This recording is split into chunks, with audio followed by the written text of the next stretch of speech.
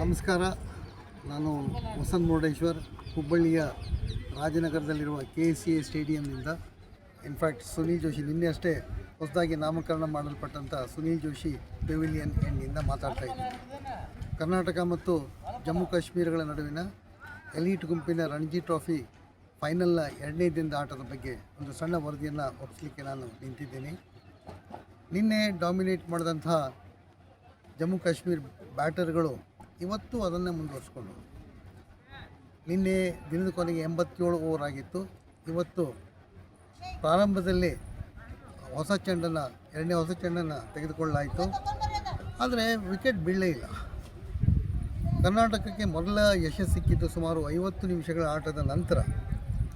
ನಿನ್ನೆ ನಾಟ್ಔಟ್ ಆಗಿ ಉಳಿದಿದ್ದಂಥ ಶುಭಮ್ ಪುಂದೀರ್ ಅವರು ಫ್ಲಿಕ್ ಮಾಡುವಂಥ ಪ್ರಯತ್ನದಲ್ಲಿ ವಿದ್ಯಾಧರ್ ಪಾಟೀಲ್ ಅವರಿಗೆ ಫ್ಲಿಕ್ ಮಾಡುವಂಥ ಪ್ರಯತ್ನದಲ್ಲಿ ಶಾರ್ಟ್ ಮಿಡ್ ವಿಕೆಟ್ನಲ್ಲಿದ್ದಂಥ ಸಬ್ಸ್ಟಿಟ್ಯೂಟ್ ಫೀಲ್ಡರ್, ಬದಲಿ ಆಟಗಾರ ಅನೀಶ್ ಅವರಿಗೆ ಕ್ಯಾಚ್ ನೀಡ್ತಾರೆ. 121 ರನ್ಗಳು, 247 ಡೆಲಿವರೀಸ್, 12 ಬೌಂಡ್ರಿ ಮತ್ತು 2 ಸಿಕ್ಸರ್. ಸೊ ಈ ವಿಕೆಟ್ ಬಿದ್ದಿದ್ದು 303ಕ್ಕೆ. ನೆಕ್ಸ್ಟ್ 5ನೇ ಬಾಲ್ನಲ್ಲಿ ಆಫ್ಟರ್ 5 balls and 4 runs ಕರ್ನಾಟಕಕ್ಕೆ ಇನ್ನೊಂದು ಯಶಸ್ಸು ಸಿಗ್ತದೆ. ಅಬ್ದುಲ್ ಸಮದ್ ಬಿರುಸಿನ ಹೊಡೆತಗಳ ಆಟಗಾರ ಅವರು ಪ್ರಸಿದ್ಧ ಕೃಷ್ಣರಿಂದ ಎದ್ದು ಬಂದಂಥ ಚೆಂಡನ್ನು ಲೈನ್ದಲ್ಲಿ ಆಡದೇನೆ ಸ್ವಲ್ಪ ದೂರದಿಂದ ಅದಕ್ಕೆ ಬ್ಯಾಟ್ ಕೊಟ್ಟಾಗ ಸ್ಲಿಪ್ನಲ್ಲ ವಿಕೆಟ್ ಹಿಂದೆ ವಿಕೆಟ್ ಕೀಪರ್ ಕೃತಿಕ್ ಕೃಷ್ಣ ಅವರಿಗೆ ಕ್ಯಾಚ್ ಕೊಡ್ತಾರೆ. ಅವರು ಉತ್ತಮವಾದಂಥ 61 ರನ್ಗಳನ್ನು ಕಾಣಿಕೆಯಾಗಿದ್ದರು. 104 ಎಸೆತಗಳನ್ನು ಎದುರಿಸಿ 6 ಬೌಂಡ್ರಿ, 1 ಸಿಕ್ಸರ್. ಆಮೇಲೆ ವಿಕೆಟ್ ಬೀಳೋದಿಲ್ಲ. ಆದರೆ ಬಿಫೋರ್ ಲಂಚ್, ಭೋಜನ ವಿರಾಮಕ್ಕೆ ಅರ್ಧ ತಾಸಿದ್ದಾಗ ಒಂದು ಕರ್ನಾಟಕಕ್ಕೆ ಏನೋ ಒಂದು ಚಾನ್ಸ್ ಸಿಕ್ತು ಅಂತ ಅಂದ್ಕೊಂಡಿದ್ವಿ. ಕನ್ನಯ್ಯ ವಾಧ್ವಾನ್ ವಿಕೆಟ್ ಕೀಪರ್ ತುಂಬ ಚೆನ್ನಾಗಿ ಆಡ್ತಾಯಿದ್ರು. ಅವರು ಶಿಖರ್ ಶೆಟ್ಟಿ ಬೌಲಿಂಗ್ನಲ್ಲಿ ಸ್ವೀಪ್ ಮಾಡಿದಾಗ ಕರ್ನಾಟಕ ಇಡೀ ಟೀಮು ಭಾಳ ಕಾನ್ಫಿಡೆಂಟಾಗಿ ಅಪೀಲ್ ಮಾಡ್ತದೆ. ಆದರೆ DRS ನೋಡಿದಾಗ DRS ರಿವ್ಯೂದಲ್ಲಿ ಅದಕ್ಕೆ ಬ್ಯಾಟ್ ಸ್ವಲ್ಪ ಬಾಲಿಗೆ ತಗಲಿದ್ದು ಕಂಡು ಬರ್ತದೆ. ಹಾಗಾಗಿ ಅದನ್ನು ನಾಟ್ಔಟ್ ಕೊಡ್ತಾರೆ ಅಂಪೈರು, ಎಡ್ಜ್ ಆಗದೇ ಇದ್ದಂಥ ಕಾರಣದಲ್ಲಿ. ಆಮೇಲೆ ಮುಂದೆ ಲಂಚ್ ತನಕ ಮತ್ತೆ ವಿಕೆಟ್ ಬೀಳೋದಿಲ್ಲ. ಲಂಚ್ ಇದ್ದಲ್ಲಿ ಅವತ್ತು 9:30 ಸುಮಾರು 2.5 ತಾಸು ಆಟದಲ್ಲಿ 33 ಓವರ್ಗಳಲ್ಲಿ 96 ರನ್ಗಳನ್ನು ಅವ್ರು ಗಳಿಸ್ಕೊಂಡ್ರು, 2 ವಿಕೆಟು. ಭೋಜನ ವಿರಾಮಕ್ಕೆ 120 ಓವರ್ಗಳಿಗೆ ಸರಿಯಾಗಿ ಜಮ್ಮು ಕಾಶ್ಮೀರ 4 ವಿಕೆಟ್ಗೆ 380. ಭೋಜನ ವಿರಾಮದ ನಂತರ ಸುಮಾರು 50 ನಿಮಿಷಗಳ ಆಟದ ನಂತರ ಕರ್ನಾಟಕಕ್ಕೆ ಕೊನೆಗೂ ಒಂದು ಯಶಸ್ಸು ಸಿಗ್ತದೆ. ಕನ್ನಯ್ಯ ವಾಧ್ವಾನ್ ಅವರು ಶಿಖರ್ ಶೆಟ್ಟಿ ಬೌಲಿಂಗ್ನಲ್ಲಿ ಸ್ಲಿಪ್ನಲ್ಲಿದ್ದಂಥ KL ರಾಹುಲ್ ಹಿಡಿದಂಥ ಅತ್ಯುತ್ತಮ ಕ್ಯಾಚಿಗೆ ವಿಕೆಟನ್ನು ಒಪ್ಪಿಸ್ತಾರೆ. ಆವಾಗ ಸ್ಕೋರು 417. ವಾಧ್ವಾನ್ 70 ರನ್ಗಳನ್ನು ಗಳಿಸ್ತಾರೆ 109 ನಿಮಿಷಗಳ ಆಟದಲ್ಲಿ, 9 ಬೌಂಡ್ರಿ. ಅಷ್ಟೇ ಅಲ್ಲ, ವಾಧ್ವಾನ್ ಮತ್ತು ದೋಗ್ರಾ ನಡುವೆ 192 ಎಸೆತಗಳಲ್ಲಿ 110 ರನ್ಗಳ ಜೊತೆಗಾರಿಕೆಯೂ ಆಗ್ತದೆ, ಪಾರ್ಟ್ನರ್ಶಿಪ್. ಅದು ಜಮ್ಮು ಕಾಶ್ಮೀರ ಟೋಟಲನ್ನು ಒಳ್ಳೆಯ ರೀತಿಗೆ, ಅಂದರೆ 400 ಸಮೀಪ ತೊಗೊಂಡು ಹೋಗಲಿಕ್ಕೆ ಭಾಳ ನೆರವಾಗ್ತದೆ. ಇದಾದ ಮೇಲೆ ಕರ್ನಾಟಕಕ್ಕೆ 6ನೇ ವಿಕೆಟ್ ಬಂದಿದ್ದು ಸುಮಾರು 471 ಸ್ಕೋರ್ನಲ್ಲಿ. ದೋಗ್ರಾ ಔಟ್ ಆಗ್ತಾರೆ. ದೋಗ್ರಾ ಔಟ್ ಸ್ವಲ್ಪ ಅವರ ದುರಾದೃಷ್ಟ ಅಂತ ಹೇಳಬೇಕು. ಅವರು ಬ್ಯಾಟ್ನಲ್ಲಿ ಶ್ರೇಯಸ್ ಗೋಪಾಲ್ ಬೌಲಿಂಗ್ನಲ್ಲಿ ಬ್ಯಾಟ್ನಿಂದ ಆಡಿದಂಥ ಚೆಂಡು ಅದು ಕೆಳಗೆ ನೆಲಕ್ಕೆ ಬೀಳ್ದೇ ಅವರು ಶೂ ತುದಿಗೆ ಬೀಳ್ತದೆ. ಬೂಟ್ ತುದಿಗೆ ಬಿದ್ದಾಗ ಆ ಬೂಟ್ನಿಂದ ಸ್ಟಂಪ್ ಮೇಲೆ ಹೋಗ್ತದೆ ಬಾಲು, ಬೇಲ್ಸ್ ಬೀಳ್ತದೆ. ಅದನ್ನು ತಡೀಲಿಕ್ಕೆ ಪ್ರಯತ್ನ ಮಾಡಿದರೂ ಅದು ಅವರಿಗೆ ಸಾಧ್ಯ ಆಗದೆ ಅವರು ಅತ್ಯಂತ ದುರದೃಷ್ಟಕರ ರೀತಿಯಲ್ಲಿ ಔಟ್ ಆಗ್ತಾರೆ.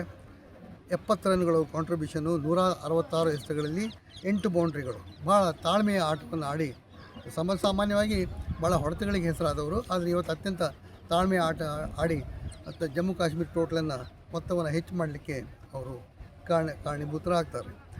ಹೊತ್ತಿಗೆ ಚಹಾ ವಿರಾಮಕ್ಕೆ 145 ಓವರ್ಗಳಲ್ಲಿ ಜಮ್ಮು ಕಾಶ್ಮೀರ ಸ್ಕೋರು 6 ವಿಕೆಟ್ಗೆ 478. ಸಾಹಿಲ್ ಲೋತ್ರಾ 31 ಮತ್ತು ಆಬಿದ್ ಮುಷ್ತಾಕ್ 33 ರನ್ಗಳನ್ನು ಗಳಿಸಿ ಆಡ್ತಾ ಇದ್ದಾರೆ. ಈ ಚಹಾ ಮತ್ತು ಭೋಜನ ವಿರಾಮದ ನಡುವಿನ ಆಟದಲ್ಲಿ 25 ಓವರ್ಗಳಲ್ಲಿ ಜಮ್ಮು ಕಾಶ್ಮೀರ 98 ರನ್ಗಳನ್ನು ಕೂಡಿಸ್ತು, 2 ವಿಕೆಟ್ಗಳನ್ನು ಕಳ್ಕೊತು.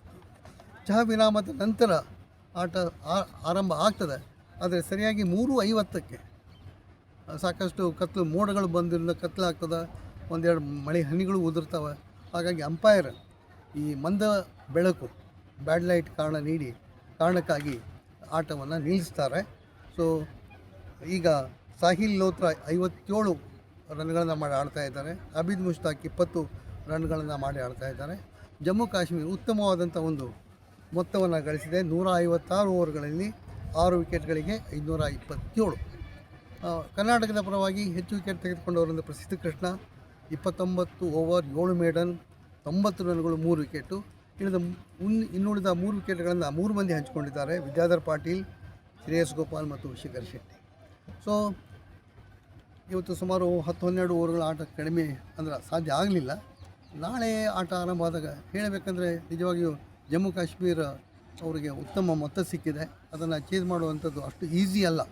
ಸೊ ಹಾಗೆ ನೋಡಿದರೆ ಕರ್ನಾಟಕದ ಬ್ಯಾಟ್ರ್ಗಳಿಗೆ ಇಷ್ಟೆಲ್ಲ ಹೊಡೆದ್ವಿ ನಾವು ರನ್ಸ್ ಬೇರೆ ಟೀಮ್ ಜೊತೆಗೆ. ಈ ಫೈನಲ್ದಲ್ಲಿ ಜಮ್ಮು ಕಾಶ್ಮೀರ ವಿರುದ್ಧ ದಾಳಿ ವಿರುದ್ಧ ಅದನ್ನು ಗಳಿಸುವಂಥದ್ದು ಭಾಳ ಅವರಿಗೊಂದು ಚಾಲೆಂಜ್ ಅದ, ಸವಾಲದ. ಅದನ್ನು ಹೇಗೆ ಎದುರಿಸ್ತಾರೆ ನೋಡಬೇಕು. ಆ್ಯಂಡ್ ಇನ್ ಬಿಟ್ವೀನ್ ಎಲ್ಲ ಒಂದು ಸಣ್ಣ ಇನ್ಸಿಡೆಂಟ್ ಆಯಿತು. ಅದು ಬಹುಶಃ ನಿನ್ನೆನೇ ಸ್ಟಾರ್ಟ್ ಆಗಿತ್ತದು. ನಿನ್ನೆ ದೋಗ್ರಾ ಕಾಲರ್ ಬೋನಿಗೆ ಅದು ಚೆಂಡು ಬಿದ್ದಾಗಲೇ ಸ್ಟಾರ್ಟ್ ಆಗಿತ್ತು. ಇವತ್ತು 2 ತಂಡಗಳ ಆಟಗಾರ ನಡುವೆ ಸ್ವಲ್ಪ ಮಾತಿನ ಚಕಮಕಿನೂ ನಡೆಯಿತು.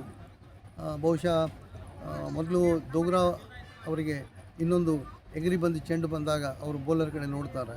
ಆಮೇಲೆ ಸ್ವಲ್ಪ ಹೊತ್ತಾದ ನಂತರ ವೈಶಾಖ್ ವಿಜಯ್ ಕುಮಾರ್ ಬೌಲಿಂಗ್ನಲ್ಲಿ ವಾಧ್ವಾನ್ ಅದು ರನ್ ನೋಡುವಾಗ ಬಹುಶಃ ಅದು ಎಲ್ಲೋ ಭುಜಕ್ಕೆ ಬ್ರಷ್ ಆಗಿರ್ಬೋದು. ಆವಾಗಲೂ ಮಾತಿನ ಚಕಮಕಿ ನಡೀತದೆ.